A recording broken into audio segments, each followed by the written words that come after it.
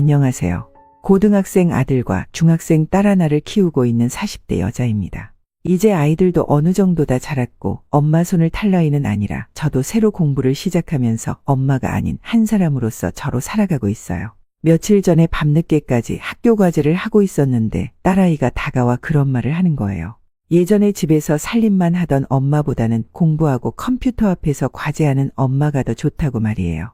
그 말을 듣는데 아이들이 자랑스럽게 여기는 엄마가 된 것 같아서 뿌듯하기도 하고 저 스스로도 새로운 삶을 사는 기분입니다. 인생 라디오 사연 시청 전에 구독, 좋아요, 알람 설정 먼저 부탁드리며 그럼 사연 바로 시작하겠습니다. 어렸을 때는 저도 대부분의 사람들처럼 살고 싶었어요.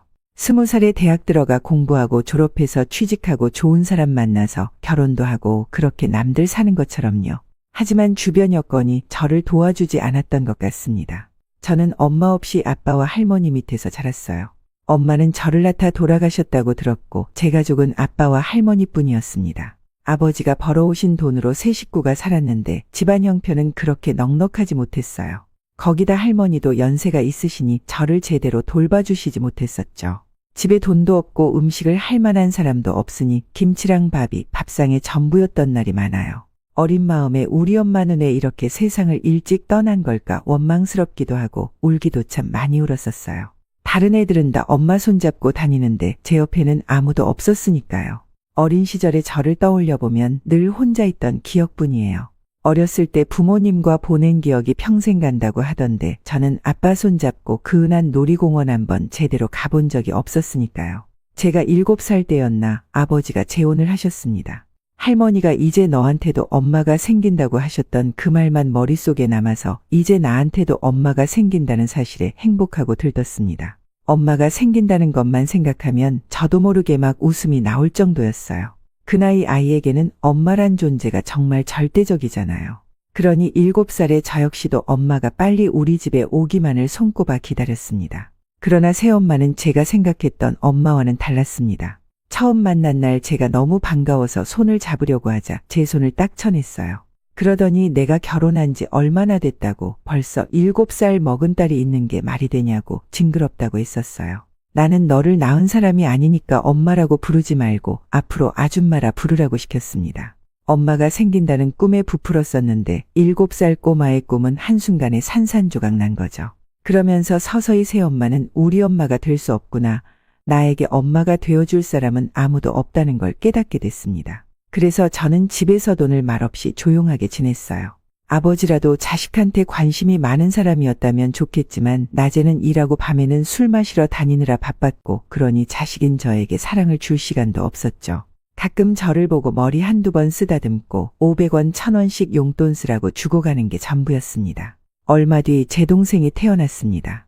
아기가 태어나고 난 뒤로 저는 더더욱 사랑받지 못하는 존재가 되었어요. 어차피 집에 들어가도 저한테 관심 가져주는 사람도 없으니까 학교 끝나고 늦게까지 동네 놀이터에서 놀다가 들어간 날도 많아요.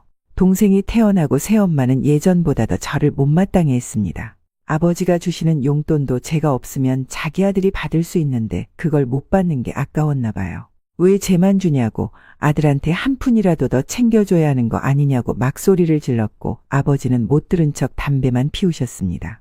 제가 중학교에 들어갈 무렵 새엄마는 집 형편도 안 좋은데 학교는 뭐하러 다니냐는 말을 정말 자주 했었어요. 너한테 들어가는 차비 용돈 아끼면 우리 아들한테 고기 반찬 하나 더 해줄 수 있는데 라는 말을 달고 살았었거든요. 하도 구박을 받으니까 이골이 나서 그런지 웬만한 구박은 구박으로 들리지도 않았던 것 같아요. 중학생인 제게 가장 행복한 시간은 학교에 가는 거였어요. 학교에 가면 새엄마와 같이 있지 않아도 되고 공부도 하고 친구들하고도 놀고 마음 편하게 있을 수 있으니까요. 다른 애들은 일요일을 제일 좋아하는데 저는 학교에 갈 수 없는 일요일이 제일 싫었어요. 하루는 월요일 아침이 되어 바쁘게 학교 갈 준비를 하는데 제 가방과 신발이 보이지 않는 거예요.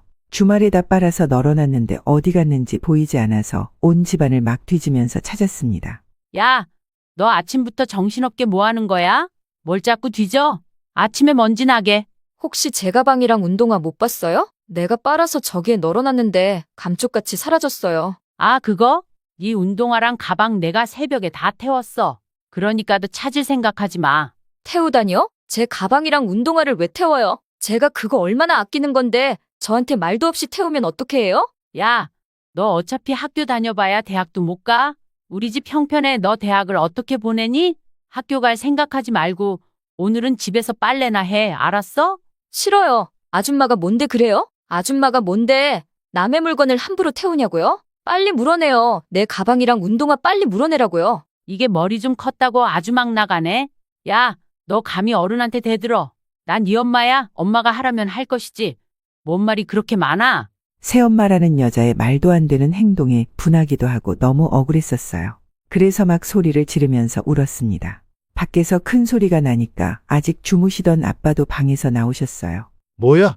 집이 아침부터 왜 이렇게 시끄러워? 여보, 성혜 제가 이제 좀 컸다고 나를 아주 우습게 봐요. 자기 가방이랑 운동화 좀 없어졌다고 아주 난리예요. 아니에요, 아빠. 아줌마가 내 운동화랑 책가방 일부러 태운 거예요. 저 여자가 나 학교 가는 거 마음에 안 들어서 집안일이나 시키려고 한 거란 말이에요. 조성애 너 엄마한테 그게 무슨 말버릇이야? 엄마가 왜 아줌마고 저 여자야? 중학생이나 됐으면 아줌마라고 부르는 버릇도 고쳐야지. 아침부터 큰 소리나 내고. 아줌마가 처음부터 자기 엄마라고 부르지 말라고 했어요. 내가 너 낳은 것도 아닌데 왜 엄마라고 부르냐고 아줌마가 먼저 그랬단 말이에요. 이게 아직도 정신을 못 차렸어? 그리고는 아빠의 손이 제 뺨으로 날아왔습니다. 그때 처음으로 아버지한테 맞아봤습니다. 뺨을 맞고 난 다음 머리가 멍해서 그 자리에서 계속 서 있었던 것 같아요. 새엄마라는 사람은 정신 차리고 얼른 빨래나 좀 하고 청소나 좀 하라고 화장실로 끌고 갔습니다. 그날 몇 시간을 울면서 빨래하고 화장실 청소를 했어요. 그러면서 내가 고등학교 졸업하면 무조건 이 집에서 나가겠다 결심했습니다. 그렇게 시간은 흘러 고등학교를 졸업하고 성인이 됐습니다. 졸업하고 취직을 하자마자 집과의 모든 인연을 끊었어요. 직장도 일부러 집에서 먼 곳으로 구했고 그냥 가족 없는 고아로 생각하고 살기로 했어요. 어차피 엄마도 없었고 아버지의 사랑도 받지 못하고 자랐는데 고아인 척 사는 건 어렵지 않았습니다. 회사는 기숙사가 있는 곳이라 지내는 건 정말 편했어요. 제 또래의 친구 언니들과 가족같이 지내면서 휴일 되면 근처 시내에 놀러 나가기도 하고 태어나서 처음으로 집에서 벗어났다는 해방감을 느낄 수 있었습니다. 그러다 23살이 되던 해에 한 남자를 만나게 됐어요. 직장 상사였는데 웃는 모습이 참 정감 가는 스타일이었습니다. 제 바로 이 상사다 보니 그만큼 만날 일도 많았었죠. 다른 회사를 다니다 이직한 사람이라 우리 회사에 대해서 잘 모르는 부분은 제가 알려주기도 하고 또 일적인 부분에 있어서는 제가 배우기도 했고요. 성실한 사람이라서 배울 점이 많았거든요. 직장 상사와 부하로 지내다 보니 사석에서 밥 한 끼 먹을 일도 생기고 그렇게 조금씩 가까워지기 시작했습니다. 2년 정도 교제하고 부부가 됐어요. 결혼 전에 시댁으로 허락받으러 갔을 때 모든 사실을 솔직하게 말씀드렸어요. 엄마는 저를 낳다가 돌아가시고 아버지와 새엄마가 있지만 20살 이후 거의 연을 끊고 살고 있다고 다 털어놨습니다. 시부모님들은 제 이야기를 들으시고는 정말 힘들었겠다고 그래도 착하게 자라 하늘에서 엄마가 기뻐하실 거라고 저를 위로해 주셨습니다. 부모 복 없이 살아온 제게 시부모님들은 때로는 친부모님처럼 느껴질 정도로 포근하게 대해주셨어요. 아들만 낳으셔서 딸이 갖고 싶었는데 저를 딸처럼 여기겠다고 말씀해 주셨을 때 시어머님 품에 안겨 엉엉 울었던 때가 떠오르네요. 결혼을 하고 시댁 식구들과도 잘 지내면서 제 인생 처음으로 안정감이라는 게 이런 기분이라는 걸 알았어요. 첫 아이 돌잔치를 하고 얼마 뒤에 시동생이 결혼을 했습니다. 동서될 사람과는 집에 인사 왔을 때 한 번 봤을 뿐이라 얼굴도 제대로 익히질 못했어요. 저보다 1살 위였고 직업은 의사라고 들었는데 직업 때문인가 참 멋있어 보였습니다. 뭐랄까 제가 갖지 못한 걸 가진 사람이라서 그런지 부럽기도 하고 어떤 사람일까 궁금했습니다. 신혼여행 끝나고 시동생과 동서가 집에 인사를 왔습니다. 동서는 말이 많은 편은 아니었는데 차분하고 지적으로 보이는 사람이었죠. 다 같이 식사를 하면서 어머님이 우리 집 며느리들끼리 사이좋게 지내라고 하셨습니다. 그리고 나이로는 둘째가 1살 위지만 시댁 순서로 따지면 제가 큰 며느리이니 형님이라고 부르라고 이야기하셨어요. 1살이긴 하지만 제가 동생인데 언니에게 형님 소리 듣는 게 불편하기도 했고 그냥 편하게 부르고 싶어서 어머님께 말씀드리니 그럼 집안 서열이 무너진다고 안 된다고 하시더라고요. 그 말을 듣는 동서 표정이 순간 굳는 게 보였습니다. 식사를 마치고 다 같이 상을 치우는데 동서가 먼저 제게 말을 걸어오더라고요. 형님 음식 솜씨가 좋으시네요. 오늘 저녁 잘 먹었어요. 아니에요. 음식 다 어머님이 하셨고 저는 도와드린 것밖에 없어요. 맞다. 아까 어머님이 호칭 이야기 한 것 때문에 불편하시죠? 저는 그냥 편하게 했으면 좋겠는데 어른들은 아무래도 이런 부분에 민감하시네요. 그냥 시댁에서는 형님이라고 하시고 따로 만날 때는 편하게 말씀하셔도 돼요. 에이, 그래도 편하게 부르면 되나요? 참, 형님은 대학교 어디 나오셨어요? 전공은요? 서방님이 말 안 했나 봐요. 저 고졸이에요. 그래서 처음 동서 직업 듣고 부럽기도 하고 진짜 멋있더라고요. 의사 될 정도면 진짜 공부 잘했겠어요. 근데 그 순간 동서 얼굴이 싹 바뀌는 겁니다. 잠깐만, 지금 고졸이라고 했어요? 그럼 아예 대학도 못 들어간 거? 네, 대학 다닐 상황도 아니었고 그냥 일찍 돈 버는 게 낫겠다 싶어서 졸업하자마자 취직했어요. 참나, 내가 그럼 대학교 졸업장도 없는 애한테 형님이라고 불러야 돼? 어이가 없네 진짜. 네? 지금 뭐라고 했어요? 저한테 한 말 맞아요? 이래서 우리 엄마가 결혼할 때는 집안 사람들 다 따져보고 해야 한다고 그랬는데 형님이란 사람이 고졸일 줄은 몰랐네. 저기요, 내가 대학 안 나온 게 뭐 그렇게 큰 잘못이라고 이래요? 대학 나와야만 사람이에요? 자기 밥벌이 하고 살면 다 똑같은 사람이지. 어떻게 수준이 같아? 의대 나온 나랑 고졸인 너랑 차원이 같냐고. 대학도 못 나온 애가 내 형님이라는 게 기분 나쁘고 너무 자존심 상하니까 앞으로 나한테 말 걸지 마. 나는 수준 안 맞는 년은 가족으로도 취급 안 해. 알았어? 정말 갑자기 너무나 순식간에 당한 일이라 당황스럽기도 하고 어이도 없었어요.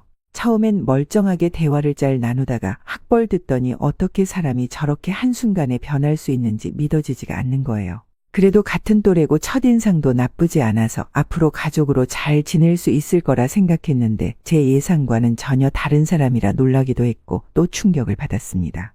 동서한테 그런 말을 듣고 나서 한 이틀 정도는 밤에 잠이 오질 않았어요. 자존심 상하기도 했고 누구한테 그런 대접을 받아본 건 처음이었거든요. 어렸을 때 새엄마가 무시했던 적은 있지만 그래도 사람 취급을 못 받은 것 같은 기분은 아니었어요. 근데 동서는 고졸이라는 걸 듣더니 딱 표정이 바뀌는데 바로 저에게 가족으로도 취급 안 한다고 했던 말이 계속 머리를 맴돌아서 그걸 잊으려고 많이 노력했었습니다. 그날 이후로 동서의 얼굴을 보는 게 정말 힘들었습니다. 시댁에 가서 마주할 때마다 그날의 표정, 말투가 자꾸만 떠오르는 거예요. 어머님은 둘이 친하게 지내라고 말씀하시고 의사인 동서가 살림을 잘 모르니까 형님인 제가 붙잡고 좀 가르치라고 하셨습니다. 그럴 때마다 참 가시방석이었어요. 무슨 말을 해야 할지도 모르겠고 시어머님이 그런 말씀을 하시면 동서가 저를 위아래로 훑어보는데 그 눈빛을 견디는 것도 힘들었습니다. 정말 철저하게 저를 무시하고 있다는 걸 알 수 있었죠. 상황을 모르는 남편은 재수 씨 직업 때문에 다가가기 어려우면 따로 만날 자리라도 마련해 주겠다고 하는데 그걸 거절하느라 애 좀 먹었습니다. 솔직히 남편한테다 털어놓고 말하면 형제끼리 싸움 나는 건 순식간이잖아요. 그렇다고 언제까지 제가 참을 생각은 없었지만 일단 우리 식구가 된 지 얼마 안 된 사람이니 조금은 달라지지 않을까 싶어 기대를 했었던 것 같아요. 둘째를 낳고 나서 2달 정도 지났을 때가 제 생일이었습니다. 어머님은 손녀를 낳아줘서 너무 고맙다고 하시면서 유명한 호텔 식당에서 제 생일을 축하하자고 하셨어요. 태어나서 그렇게 좋은 곳에서 생일 파티를 해보는 건 처음이라 전날 밤부터 막 마음이 떨리는 거예요.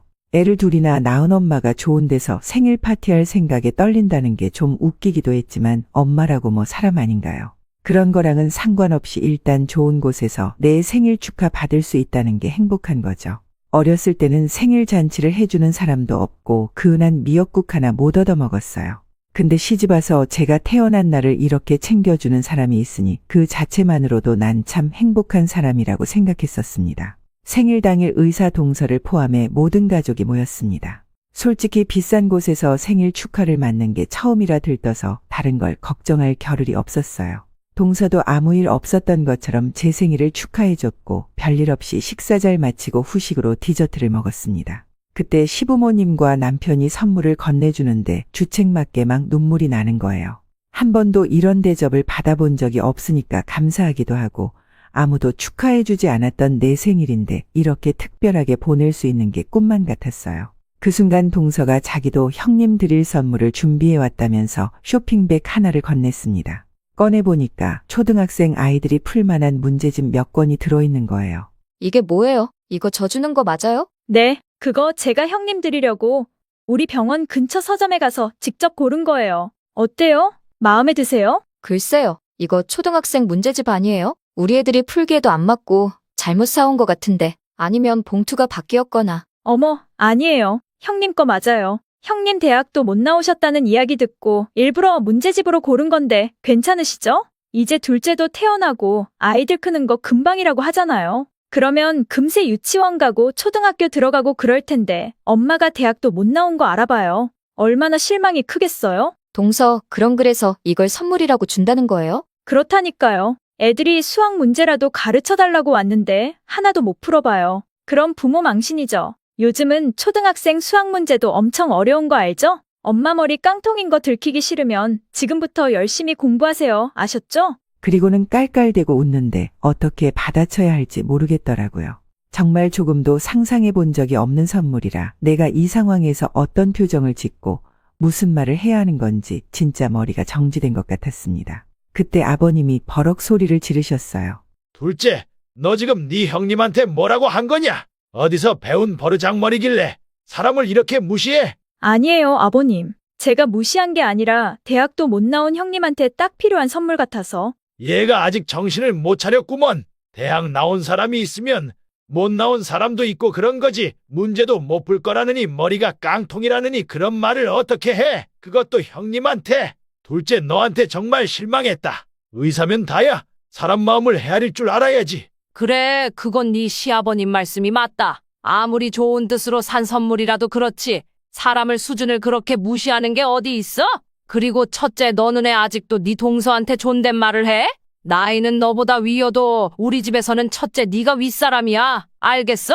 네가 확실하게 기강을 잡아야지. 네, 어머님. 신경 쓰시게 해서 죄송해요. 아니야, 네가 죄송할 게 뭐 있어? 둘째, 너 얼른 네 형님한테 사과해라. 다시는 안 그러겠다고. 얼른. 네, 죄송합니다. 다시는 안 그럴게요. 죄송해요. 한바탕 난리가 나고 제 생일 축하 자리는 그렇게 마무리됐습니다.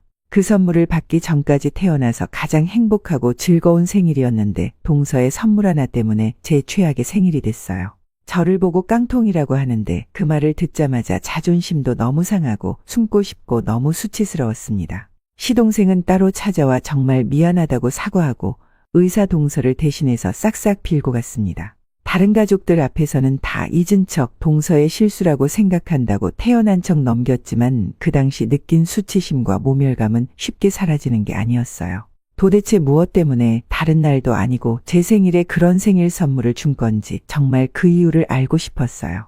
진짜 가족들 앞에서 나를 망신 주기 위해 문제집을 사온 건지, 그래도 가족인데 대학 졸업장 하나 없다는 이유로 나를 이렇게 무시해도 되는 건지 따져 묻고 싶었어요. 그래서 며칠을 고민하다 전화를 걸었어요. 나를 무시하는 게 정말 고졸이기 때문인지 아니면 다른 이유가 있는 건지 알고 싶었거든요. 하지만 아무리 전화해도 동서는 제 전화를 받지 않았습니다. 문자도 남겼지만 아무 응답이 없었어요. 며칠을 기다려도 연락이 없으니 그냥 포기하게 됐던 것 같네요. 어차피 나를 무시하는 사람인데 그 이유를 알아서 뭐 할까 싶어서 남남처럼 살기로 결정했습니다.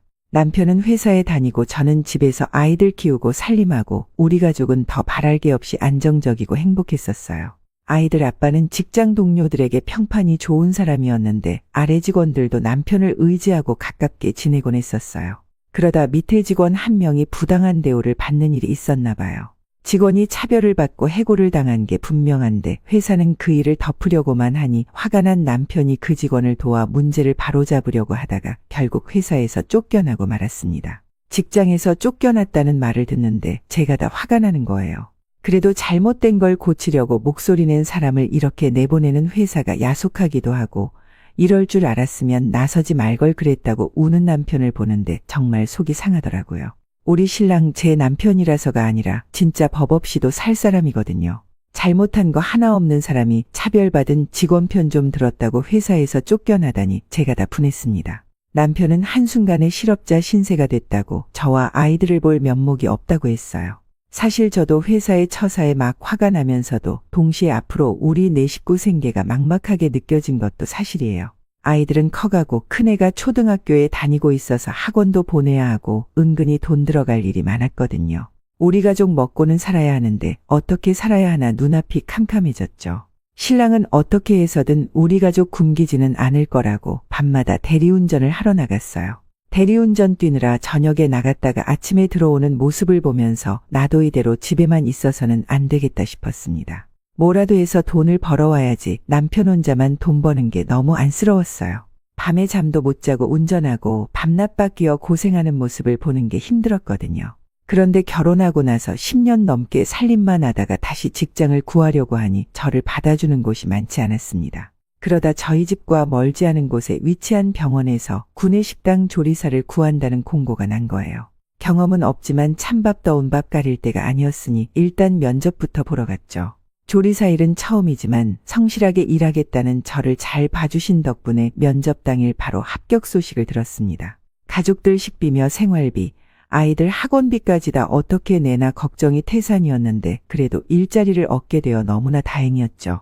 병원 구내식당 일은 생각보다 더 힘들었습니다. 많은 양의 음식을 한다는 게 쉬운 일이 아니었어요. 처음엔 그래도 내가 주부로 10년 넘게 살았는데 집에서 요리하는 거랑 비슷하지 않을까 했거든요. 근데 양이 많다 보니까 체력적으로도 더 힘들고 음식이 뿜어내는 뜨거운 열기까지 나오니까 그야말로 정신이 없었습니다. 몸은 힘들었지만 그래도 내가 직접 일을 해서 돈을 벌 수 있다는 게 뿌듯했어요. 그래도 같이 버니까 남편이 무리하지 않아도 되고 또 아이들 먹고 싶은 거 갖고 싶은 게 있을 때 엄마가 사줄 수 있으니까요. 그러니 체력적으로는 좀 힘든 일이어도 할만했어요. 하루는 식당에서 배식을 해주는데 누가 식판을 들고 제 앞에 가만히 서 있는 겁니다. 움직이질 않길래 제가 반찬을 안 줬나 싶어봤는데 그것도 아니었어요. 무슨 일인가 싶어 식판을 들고 있는 사람을 보는데 그곳에서 전혀 예상하지 못한 사람의 얼굴을 마주했습니다. 바로 동서였어요. 뭐야, 나랑은 마주치지도 않고 얼마나 잘 사나 했더니 병원에서 이 짓 하고 있었어? 함부로 말하지 마. 여기 내 직장이야. 내가 뭘 어쨌다고 이렇게 화를 내? 뭐 하고 사나 좀 궁금했는데 수준에 딱 맞는 일 하고 있었네? 상관하지 말고 밥 먹으러 왔으면 밥이나 먹고 가. 뭐야? 못 보던 사이 왜 이렇게 무서워졌어? 예전에는 의사 동서한테 꼬박꼬박 존댓말 하더니 이제는 말도 놓네? 참, 나는 오늘부터 이 병원에서 일해. 구내식당 아줌마랑 형님 동서 사이라고 하면 쪽팔리니까 앞으로 조용히 살아. 아님 확 잘라버린다? 세상에서 제일 마주치고 싶지 않은 얼굴을 그것도 직장에서 만나는 건지 동서를 만난 뒤로 그날은 일이 손에 잡히질 않더군요. 그냥 지금이라도 그만두고 다른 일자리를 알아볼까 고민도 했었습니다. 저한테 동서라는 사람은 다시는 만나고 싶지 않고 얽히고 싶지 않은 존재였으니까요. 그렇지만 동서 때문에 지금 잘 다니고 있는 직장을 포기하고 싶지는 않았습니다. 저를 무시하고 싫어하는 사람 때문에 제가 손해를 본다는 게 너무 바보처럼 느껴졌거든요. 게다가 동서 문제로 포기하기에는 너무 아까운 회사였어요.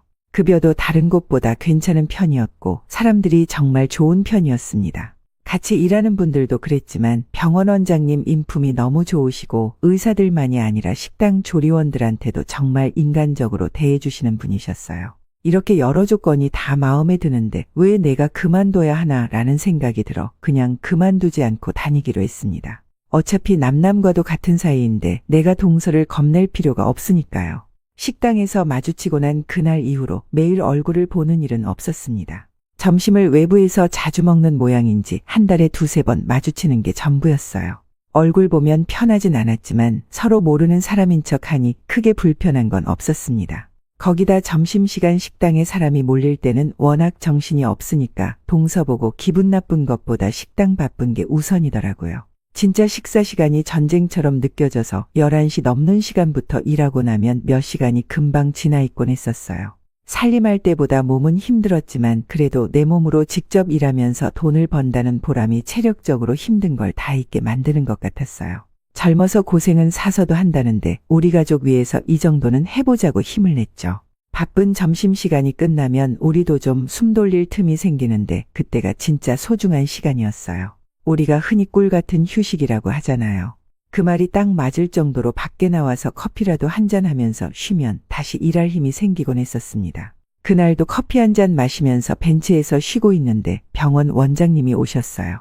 선생님, 쉬는 시간이세요? 오늘도 식당 많이 바쁘셨죠? 고생하셨어요. 아니에요, 원장님. 고생은요. 일하느라 힘들지는 않으세요? 보통 이건 나이 드신 분들이 많이 하시는 일이라 젊은 분이 하시기 힘들 텐데. 사실 젊은 조리원이 오셔서 저는 금방 그만두실 줄 알았어요. 솔직히 말씀드리면 일은 좀 힘들긴 한데 그래도 이 정도 힘 안 들고 돈 벌 수 있나요? 주위 분들도 다 잘해주시고 그리고 원장님도 조리원들한테 대우 잘해주시잖아요. 그러니까 일할 맛 나는 것 같아요. 감사합니다, 원장님. 내가 더 감사하죠. 매끼 밥 차린다는 게 얼마나 힘든 일인데요. 가족들 밥상 차리는 것도 힘든데 수백 명 먹을 음식을 해야 하는 일이 얼마나 수고스럽겠어요. 늘 맛있는 음식 먹으니 내가 고마운 일이에요. 원장님도 집에서 식사 준비하고 그러세요? 뭔가 이렇게 큰 병원 원장님이셔서 그런가 요리 같은 건 안 하실 것 같아서요. 나 싱글이에요. 집에서 일하시는 아주머니가 있어서 내가 직접 요리하지는 않지만 그래도 음식 만들고 설거지하는 게 보통 일은 아니지요. 나도 그 정도는 안답니다. 죄송합니다, 원장님. 제가 너무 사적인 질문을 드렸나 봐요. 아니에요. 순수한 궁금증이었는데 그럴 수도 있죠. 그럼 잘 쉬었다가 들어가세요. 원장님이 들어가시는데 제가 뭔가 실수했다는 느낌이 들었습니다. 너무 개인적인 걸 여쭤본 것 같아서 순간이 너무 후회되는 거예요. 또 늘 병원 식당에서 식사하셨는데 그날 이후로는 며칠 동안 뵐 수가 없어서 내가 정말 큰 실수를 했구나 싶었습니다. 그래서 다시 뵙게 되는 날이 오면 꼭 무리하게 개인적인 질문했던 걸 꼭 사과드려야겠다고 생각했었습니다. 그렇게 원장님을 뵙지 못하고 시간이 꽤 흘렀고 제 39번째 생일이 되었습니다. 마침 제가 당직 날이라 남편과 애들이 아침에 생일 파티 해주고 기분 좋게 출근했거든요. 올 한 해 생일 축하 받을 건 다 받았다 생각했는데 몇 시간 뒤에 같이 일하는 언니들이 제 생일이라고 케이크랑 꽃다발을 준비해 놓은 거예요. 원래 같이 일하는 사람들끼리 사이가 좋아서 생일을 챙겨주곤 한다는데 제 생일도 챙겨줄 거라고는 생각도 못했거든요. 가족 아닌 다른 사람들에게 생일 축하받는 게 정말 오랜만이라서 저도 모르게 눈물이 좀 났던 것 같아요. 때마침 식당에 오셨던 원장님도 제 생일인 걸 알고 축하해 주셨고요. 그래서인지 당직을 하면서도 힘들지 않았습니다. 당직이라고 크게 힘든 일이 있는 건 아니지만 그래도 혼자 남아있어야 한다는 게 기분이 좀 그렇잖아요. 평소엔 당직 서는 걸 크게 좋아하지 않았는데 그날은 생일 축하도 받고 기분 좋아서 그런가 혼자 있어도 할만하다 싶더라고요. 그렇게 당직을 서면서 이것저것 남은 일을 하고 있는데 원장님이 찾아오셨어요. 저기 바쁘세요? 어머, 원장님, 아직 퇴근 전이세요? 네. 일 처리할 게 좀 남아서 하다 보니까 시간이 늦었네요. 오늘 생일이신데 당직이셔서 어떻게 해요? 가족들이랑 보내야 하는 거 아니에요? 괜찮습니다. 애들이랑 남편이랑 축하해줘서 아침에 생일 축하 받고 나왔어요. 그나저나 시간 늦었는데 저녁은 드셨어요? 제가 라면이라도 끓여드릴 테니까 밤참으로 드세요. 원장님 드릴 라면은 훨씬 더 정성스럽게 끓였어요. 모든 직원들을 다 따뜻하고 평등하게 대해주는 분이셔서 그런지 몰라도 왠지 원장님은 정감이 갔었거든요. 원장님, 라면 드세요. 입맛에 맞으셨으면 좋겠네요. 보기만 해도 맛있겠어요. 잘 먹을게요. 참, 그리고 오늘 생일 축하해요. 내가 준비한 건데 마음에 들지 모르겠네.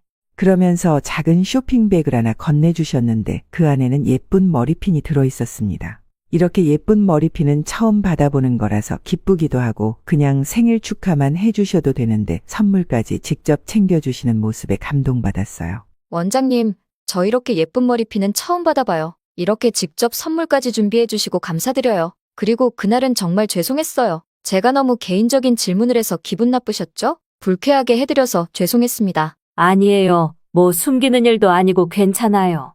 나는 괜찮으니까 신경 쓰지 마요.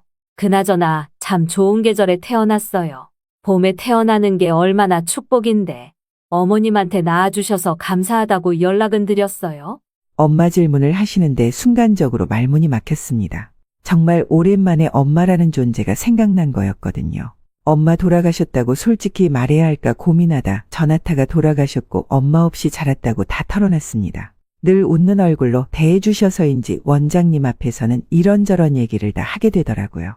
가만히 듣고 계시던 원장님은 자신에게도 오늘이 특별한 날이라고 하셨습니다. 사실 오늘이 내 아이 생일이에요.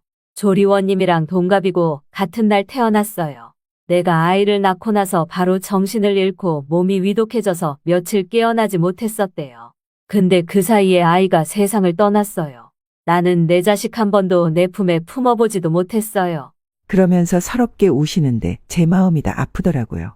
저도 아이를 둘이나 키우는 엄마라 원장님이 느끼셨을 그 슬픔이 그대로 전해지는 것 같았습니다. 내 배 아파 낳은 내 자식인데 제대로 사랑해주지도 못하고 떠나보냈으니 그 심정이 오죽하셨겠어요. 의식이 되돌아왔을 땐 아이 장례식까지 다 끝난 터라 한 번 볼 수도 없었다고 하셨습니다. 이 정도 규모의 병원 원장님에다 의사 선생님이면 힘든 일 하나 없이 곱게만 살아오셨을 것 같은데 그렇게 가슴 아픈 사연이 있는 줄은 몰랐어요. 그날 원장님과 서로 살아온 이야기를 나눴어요. 새엄마 손에 구박받고 자란 게 자랑은 아니라 저도 제 어린 시절 이야기를 잘 꺼내지는 않아요. 근데 그날은 정말 신기하게 술술 나오는 것 같았습니다.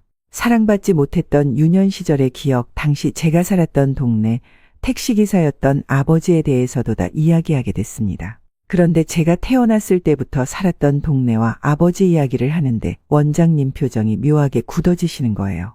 갑자기 얼굴빛도 사색이 되시기에 괜찮으시냐 물어봤더니 라면 잘 먹었다면서 갑자기 밖으로 뛰쳐나가셨습니다. 서로 살아온 시간 털어놓고 잘 대화하고 있다고 생각했는데 급하게 나가시니까 혹시나 내가 뭐 실수한 건 아닌지 해서는 안 될 말을 한 건가 싶어서 마음이 계속 찝찝했어요. 그리고 그 뒤로 한동안은 식당에도 나타나지 않으셨습니다. 원장님이 식당에 오지 않으시는 것도 나 때문인가 라는 생각이 들어서 몇 번 원장실에 갔던 적이 있습니다. 뵙고 혹시 그날 불쾌한 일이 있었는지, 있었다면 진심으로 사과드리고 싶다고 했었는데 그날은 몸이 갑자기 안 좋아져 일어난 거라고 괜찮다는 말만 직원을 통해서 전해오셨습니다. 직접 얼굴 뵙고 이야기해 주셔도 되는데 직원을 통해 전해 주신다는 게 조금 섭섭하기도 했지만 어떻게 보면 이게 맞는 거다 싶었어요. 저야 병원 구내식당 조리원일 뿐이지만 원장님은 큰 병원을 이끄는 분이시잖아요. 오히려 내가 너무 주제 넘었던 것 같아서 행동을 조심하게 됐습니다. 언제부턴가 동서가 부쩍 구내식당에 와서 밥 먹는 일이 많아졌습니다. 거의 점심시간 끝나갈 때쯤에 혼자 와서 밥을 먹고 갔는데 제가 일하면서 다른 동료들과 이야기하고 가깝게 지내는 걸 항상 마땅치 않은 표정으로 바라봤습니다. 뭔가 시비를 걸고 싶어 하는 게 저한테 느껴질 정도였어요.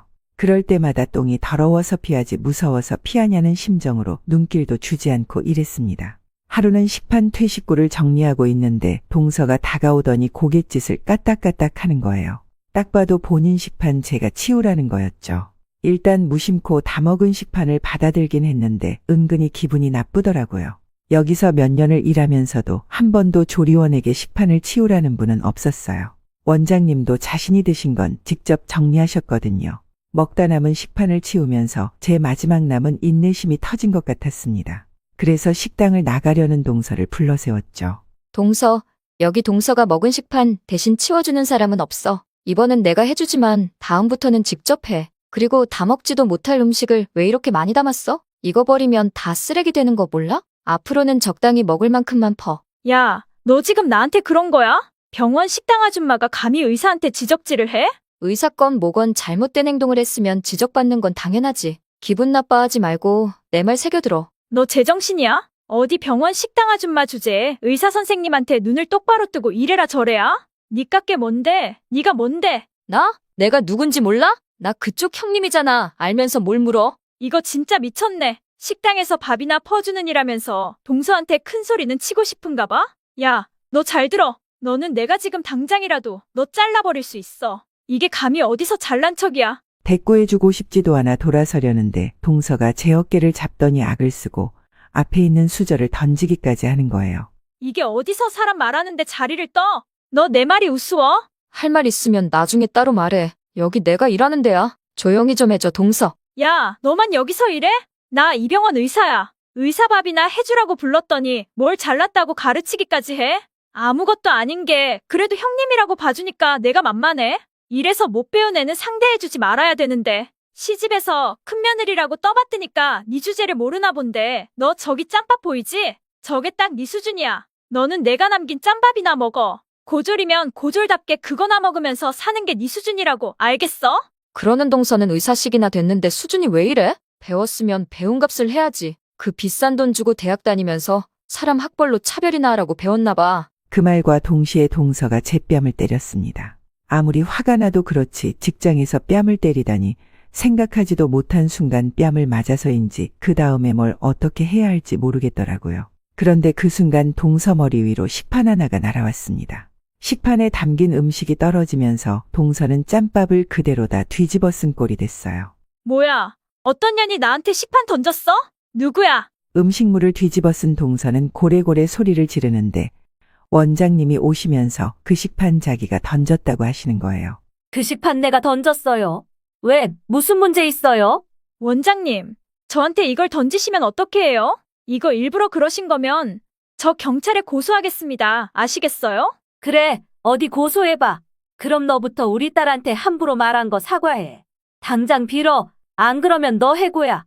원장님이 제 엄마라는 말에 동서도 놀랐지만 저도 너무 놀랐습니다. 원장님이 제 엄마라니 말도 안 되는 이야기잖아요.